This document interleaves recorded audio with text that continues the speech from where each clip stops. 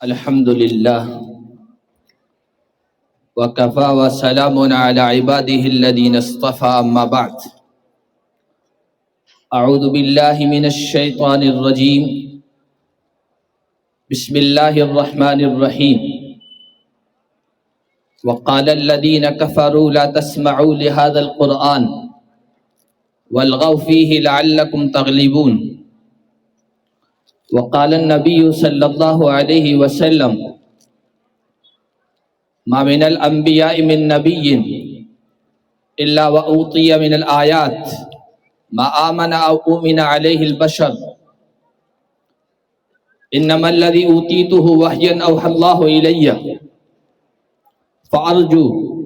أن أكون أكثرهم تبعا يوم القيامة أو كما قال النبي صلى الله عليه وسلم۔ اسٹیج پر تشریف فرما موقر معزز قابل صد احترام علماء کرام اور سامنے بیٹھے ہوئے غیور اہل ایمان،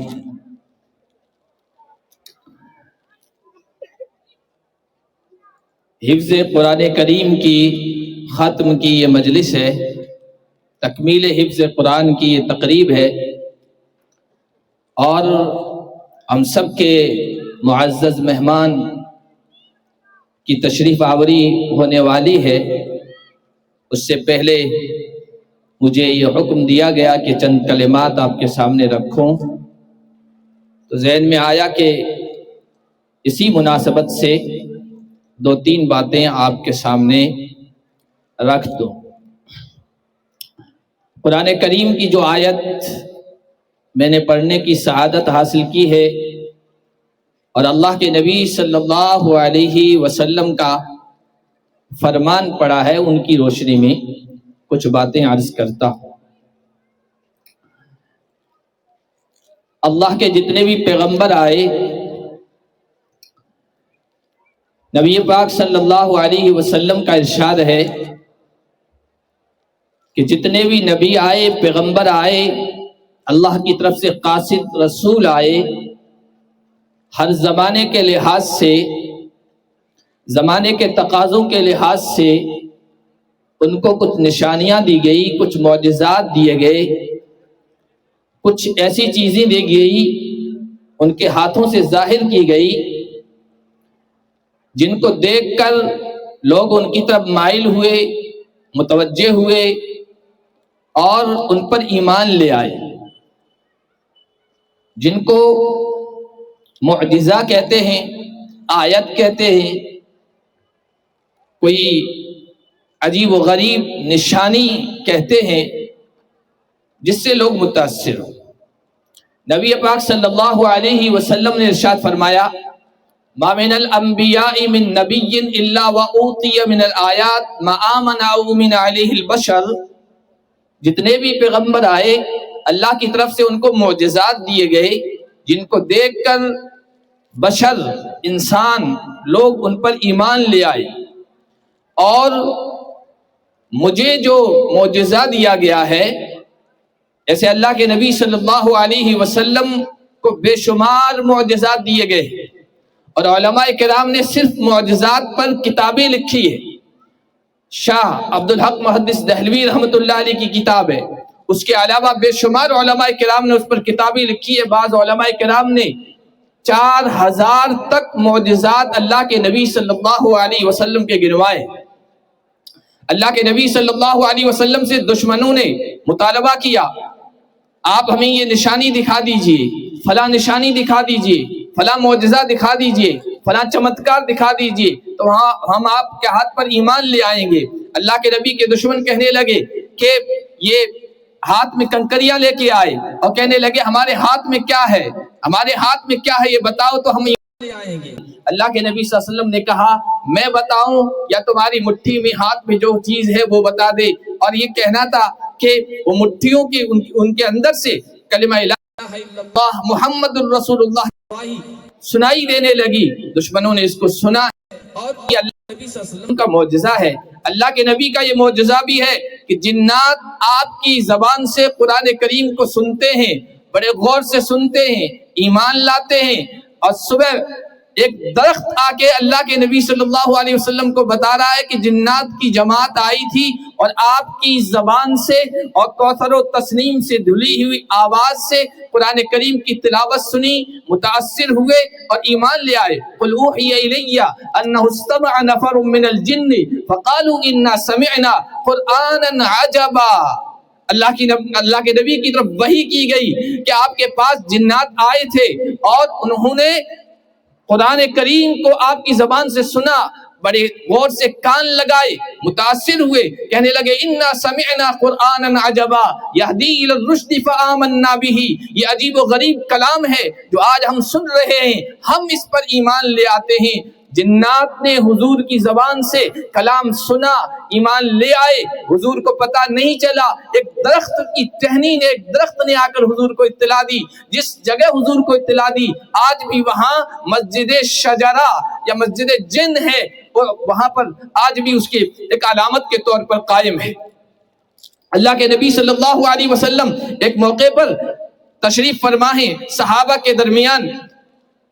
نماز کا وقت ہو گیا، بخاری شریف کی روایت ہے، عصر کی نماز کا وقت ہو گیا، وقت تنگ ہوتا چلا جا رہا تھا، لوگوں نے پانی تلاش کیا، پانی نہیں ملا۔ اللہ کے نبی صلی اللہ علیہ وسلم سے شکایت کی گئی، یا رسول اللہ نماز کا وقت نکلتا جا رہا ہے، پانی نہیں ہے۔ اللہ کے نبی صلی اللہ علیہ وسلم نے کہا کسی کے پاس کوئی برتن ہے جس میں پانی ہو؟ تو صحابہ نے کہا ہاں رسول اللہ، ایک برتن میں چند قطرات پانی ہیں۔ حضور کے سامنے وہ برتن لایا گیا، نبی پاک صلی اللہ علیہ وسلم نے اپنی انگلیاں اس کے اندر ڈالی۔ حضرت انس راوی ہیں، ہم نے اپنی آنکھوں سے دیکھا حضور کریم صلی اللہ علیہ وسلم کے ہاتھوں سے، آپ کی انگلیوں مبارک سے پانی کے چشمے پھوٹ رہے تھے۔ تمام صحابہ کرام نے وضو کیا اور نماز ادا کی، چھوٹے سے برتن میں وہ پانی جمع تھا۔ حضرت انس سے بعد میں پوچھا گیا تم کتنے لوگ تھے؟ کہ 70-80 کے قریب لوگ تھے، اور چھوٹا سا پانی کا جو برتن تھا وہ سب کے لیے کافی ہو گیا۔ یہ اللہ کے نبی کا معجزہ تھا۔ تھوڑا سا کھانا ہے 4-5 افراد کے لیے، حضرت انس خادم ہیں، ان کی والد والدہ بھیجتے ہیں، جاؤ نبی پاک صلی اللہ علیہ وسلم مسجد میں بیٹھے ہیں، گفتگو فرما رہے تھے، آپ کے چہرے مہرے سے معلوم ہو رہا ہے کہ آپ بھوکے ہیں، آپ فاقے سے ہیں، آپ کو کھانے کی ضرورت ہے۔ انس جاؤ حضور کریم صلی اللہ علیہ وسلم سے اکیلے میں کہنا کھانا تیار ہے آپ کے لیے، آپ ہمارے گھر تشریف لے آئیے۔ اللہ کے نبی صلی اللہ علیہ وسلم کے پاس حضرت انس آتے ہیں، بچے ہیں، زیادہ عمر کے نہیں ہیں، اور وہاں کھڑے ہو گئے، کہنے لگے یا رسول اللہ کھانا تیار ہے آپ کے لیے، گھر میں دعوت ہے، والدین بلا رہے ہیں۔ اللہ کے نبی صلی اللہ علیہ وسلم نے یہ سنا، صحابہ بیٹھے ہوئے تھے، سب سے کہا چلو دعوت ہے، چلو انس کے ساتھ ہم بھی چلتے ہیں۔ حضرت انس گھبرائے ہوئے آئے، اپنے والد کو بتایا حضرت ابو طلحہ کو کہ صرف حضور کو دعوت تھی، 3-4 لوگوں کا کھانا ہے، لیکن حضور تمام صحابہ کو لے کے آ رہے ہیں۔ وہاں جب پہنچے ہیں، حضرت ابو طلحہ پہلے سے آگے کھڑے تھے، ان کی سانسیں پھول رہی تھی، اتنے سارے لوگوں کے لیے کھانا کیسے کافی ہوگا؟ تھوڑا سا کھانا ہے، تھوڑی سی مقدار ہے۔ اندر گھر کے اندر گئے، حضرت ام سلیم انصاری صحابیہ ہیں، بڑی سمجھدار، بڑی فہم والی، بڑی دانش رکھنے والی، نبی پاک صلی اللہ علیہ وسلم سے بڑی محبت کرنے والی۔ شوہر نے کہا معاملہ تو بڑا عجیب ہو گیا ہے، حضور پوری جماعت لے کے آ رہے ہیں۔ حضرت ام سلیم نے کہا آپ نے دعوت دی ہے؟ کہا کہ میں نے تو صرف حضور کو دعوت دی تھی۔ کہا کہ ہم حضور کے میزبان ہیں، اب حضور صحابہ کے میزبان ہیں، حضور پر معاملہ چھوڑ دو، انشاءاللہ کوئی پریشانی نہیں آئے گی۔ حضور گھر کے اندر آئے، کہا کھانا کہاں ہے؟ کھانا پیش کیا گیا، حضور صلی اللہ علیہ وسلم نے اپنے دست مبارک اس میں لگا، کچھ پڑھ کے دم کیا، کچھ اس میں اپنا لعاب مبارک ڈالا، اور پھر کہا کہ صحابہ کی جماعت کو تھوڑا تھوڑا کر کے اندر بلاؤ۔ صحابہ آتے گئے، کھاتے گئے، آتے گئے، شکم سیر ہوتے گئے۔ وہ 2-3 لوگوں کا جو کھانا تھا وہ کئی صحابہ کے لیے کافی ہو گیا۔ یہ اللہ کے نبی کا معجزہ تھا۔ حضرت جابر کہتے ہیں میرے والد کا انتقال ہوا، میرے والد پر لوگوں کا قرض تھا اور میں بہت پریشان تھا، قرض ادا کیسے ہوگا؟ لوگ پریشان کرتے تھے، قرض کا مطالبہ کرتے تھے، آدمی ٹینشن میں آ جاتا ہے، فکر میں آ جاتا ہے۔ اللہ کے نبی سے شکایت کی، یا رسول اللہ لوگ پریشان کر رہے ہیں، والد قرضہ چھوڑ کے گئے ہیں، میں پریشان ہوں۔ اللہ کے نبی نے کہا تمہارے کھجوریں تیار ہیں باغ میں؟ کہا یا رسول اللہ کھجوریں تیار ہیں، لیکن کھجوریں اتنی نہیں ہیں کہ لوگوں کا قرضہ ادا ہو جائے۔ حضور نے کہا تم کل ایسا کرنا، صبح سویرے جانا، جو کھجوریں تیار ہیں ان کے الگ الگ ڈھیر بنانا، اور پھر جب تم تیار کر دو تو مجھے اطلاع کر دینا، میں اور کچھ صحابہ تمہارے یہاں آئیں گے۔ جابر کہتے ہیں میں نے حضور صلی اللہ علیہ وسلم کو اطلاع کی، اللہ کے نبی چاشت کے وقت تقریباً ہمارے یہاں باغ میں آئے ہیں، اور وہاں جو بڑا بیدر تھا، یعنی بڑا جو کھجور کا ڈھیر تھا، وہاں بیٹھ گئے۔ اللہ کے نبی نے کہا اپنے قرض خواہوں کو، قرض مانگنے والوں کو، مطالبہ کرنے والوں کو بلاؤ اور برتن لے کے آؤ۔ حضرت جابر کہتے ہیں میں برتن لے کے بیٹھا، جس کا جتنا قرض تھا اتنی کھجوریں ادا کر دی، اور جتنے لوگ تھے سب کا قرضہ ادا ہو گیا، اور کھجوریں ایسے لگ رہی تھی جیسے پہلے جتنی میں نے جمع کی تھی، ڈھیر کی تھی، اس سے بھی زیادہ محسوس ہو رہی ہے۔ یہ ایک بھی اللہ کے نبی کا معجزہ تھا کہ تھوڑی سی کھجوریں ہیں اور وہ تمام قرضے والوں کے قرضہ چکا دیا گیا، اس کے بعد بھی ویسے کی ویسے محفوظ رہی۔ اللہ کے نبی کا یہ معجزہ ہے۔ ایسے بے شمار معجزات ہیں اللہ کے نبی کے۔ آپ نے سن رکھا اللہ کے نبی نے اشارہ کیا چاند دو ٹکڑے ہوا، اللہ کے نبی صلی اللہ علیہ وسلم کا معجزہ ہے، لیکن حضور فرماتے ہیں میرا سب سے بڑا معجزہ جو ہے وہ یہ قرآن ہے۔ انما اوتیتہ وحیا اوحی اللہ الی، میرا جو سب سے بڑا معجزہ ہے، ہمیشہ رہنے والا ہے، باقی رہنے والا ہے، وہ معجزہ وہ ہے، وہ وحی کی شکل میں جو مجھے دیا گیا ہے، اور وحی کی شکل میں قرآن کریم دیا گیا ہے۔ یہ معجزہ ایسا ہے حضور کے زمانے میں بھی موجود تھا، بعد میں بھی رہا، آج بھی موجود ہے، قیامت تک موجود رہے گا۔ جب اللہ کے نبی صلی اللہ علیہ وسلم پر وحی کی شکل میں یہ اتر رہا تھا، لوگ متاثر ہو رہے تھے، آہستہ آہستہ اسلام کی طرف بڑھ رہے تھے، اس وقت بھی دشمنوں نے کہا وقال الذین کفروا لا تسمعوا لهذا القرآن والغوا فیہ لعلکم تغلبون۔ قرآن دلوں کو جیت رہا تھا، قرآن دماغوں کو تسخیر کر رہا تھا، قرآن لوگوں کو متاثر کر رہا تھا، اور قبیلے کے قبیلے حضور صلی اللہ علیہ وسلم کی غلامی کا پٹا اپنے گلوں میں ڈال رہے تھے۔ وہاں اس وقت کے کافروں، اس وقت کے چودھریوں، اس وقت کے کفر کے سرغناؤں، اس وقت کفر کے سرداروں کو فکر ہونے لگی اگر اس طرح معاملہ بڑھتا رہا تو ہمارا دین ختم ہو جائے گا، ہمارا دھرم ختم ہو جائے گا، باپ دادا کا طریقہ ختم ہو جائے گا، اور ان کا دین غالب آئے گا۔ کہنے لگے لا تسمعوا لهذا القرآن، اس قرآن کو سنو مت، والغوا فیہ، شور مچاؤ، لغو کرو، ہنگامہ کرو۔ جب قرآن سنا جائے، قرآن کا پیغام سنا جائے، محمد عربی قرآن کی تلاوت کر کے اپنا پیغام لوگوں تک پہنچائیں، شور مچاؤ، پروپیگنڈا کرو، ان کے خلاف باتیں کرو تاکہ لوگ ان کے قریب نہ جائیں، اور جتنا زیادہ پروپیگنڈا کرو گے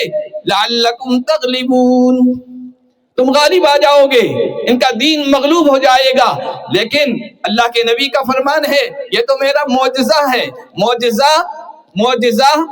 معجزہ ختم ہونے والا نہیں ہوتا ہے، معجزہ فنا ہونے والا نہیں ہوتا ہے، معجزہ مغلوب نہیں ہوتا ہے، یہ غالب آتا ہے۔ اس وقت کے کافروں نے بھی کوششیں کی، اس وقت کے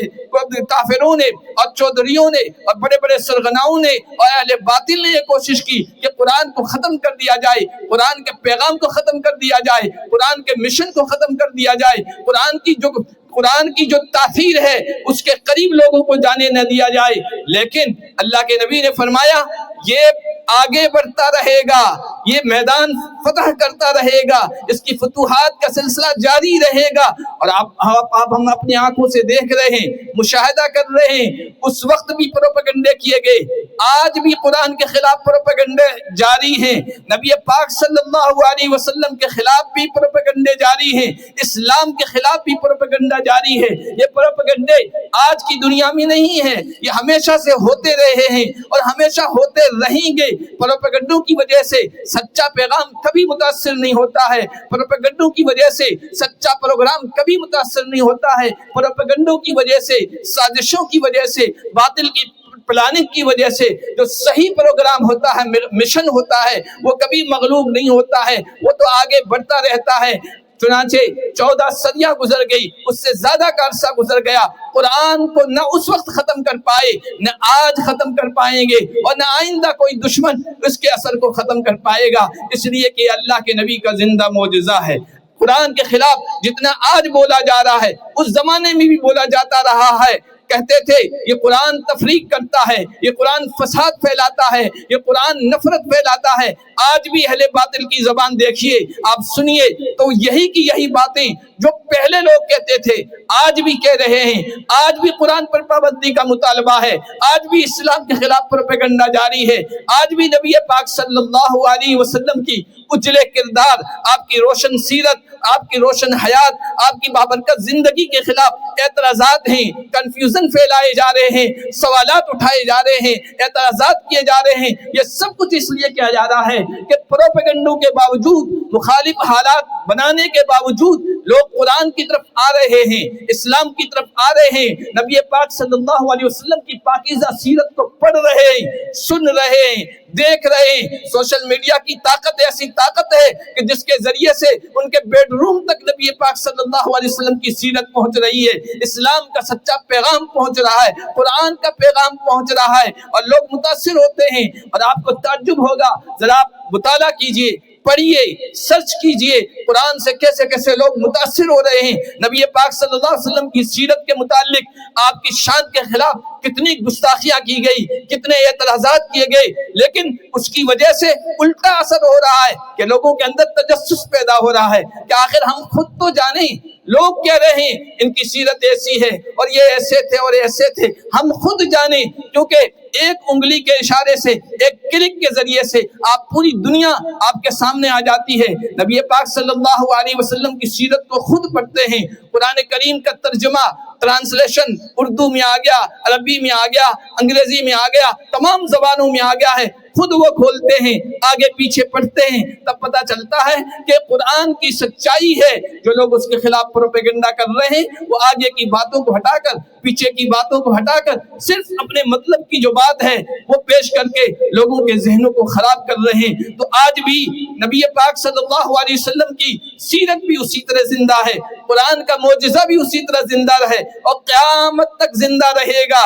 آپ صلی اللہ علیہ وسلم کی، آپ کی جو سیرت ہے، آپ دیکھیے اگر آپ سوشل میڈیا پر ہوں، لوگ کیا کیا نہیں کیچڑ اچھال رہے ہیں، اس کے باوجود بھی آپ کی سیرت کو پڑھنے والے آج لوگوں کے دنیا میں لوگوں کی تعداد بڑھتی چلی جا رہی ہے۔ نبی پاک صلی اللہ علیہ وسلم کا ذکر نہ ہو، چرچا نہ ہو، اس وقت بھی کوشش کی گئی تھی، آج بھی کوششیں جاری ہیں، لیکن یہ اللہ کا فرمان ہے، یہ اللہ کا فرمان ہے، اللہ کا وعدہ ہے کہ میں قرآن کو بھی غالب کر کے رہوں گا اور نبی کی سیرت کو بھی پھیلا کے رہوں گا۔ علامہ اقبال رحمۃ اللہ علیہ نے کہا تھا، دشت میں، دامن کوثر میں، میدان میں ہے، بحر میں، موج کی آغوش میں، طوفان میں ہے، چین کے شہر مراکش کے بیاباں میں ہے، اور پوشیدہ مسلمان کے ایمان میں ہے، چشم اقوام یہ نظارہ ابد تک دیکھے، رفعت شان و رفعنا لک ذکرک دیکھے۔